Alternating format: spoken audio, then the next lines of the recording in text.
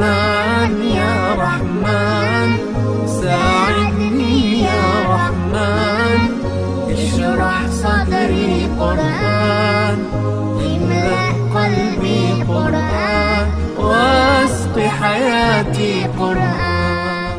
بسم الله الرحمن الرحيم. الحمد لله والصلاة والسلام على رسول الله وعلى آله وصحبه ومن والاه. السلام عليكم ورحمة الله وبركاته.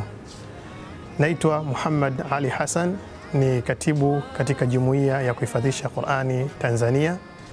Napenda kuchukua fursa hii kualika Waislamu wote katika tuzo ya kimataifa ya Qur'ani tukufu ambayo kilele yake kitafanyika katika siku ya Jumapili katika ukumbi wa Diamond Jubilee. Tuzo hii mwaka huu imekusanya washiriki 19 kutoka mataifa mbalimbali. Katika utofauti wa tuzo hii na miaka iliyopita kwamba mwaka huu tumejaribu kukusanya vijana ambao wana riwaya tofauti na ile ambayo tunaitumia hapa nchini.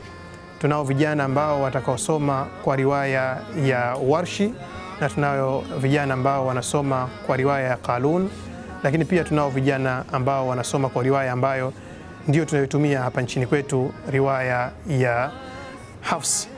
Tunawaomba Waislamu wote muweze kuhudhuria katika kilele hicho cha kuweza kutimiza miaka 25 ya harakati hizi za mashindano na kuhifadhisha Qur'ani tukufu.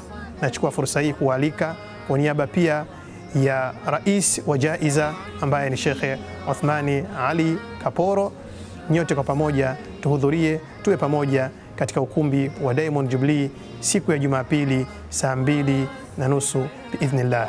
Wassalamu alaikum wa rahmatullahi wa barakatuh.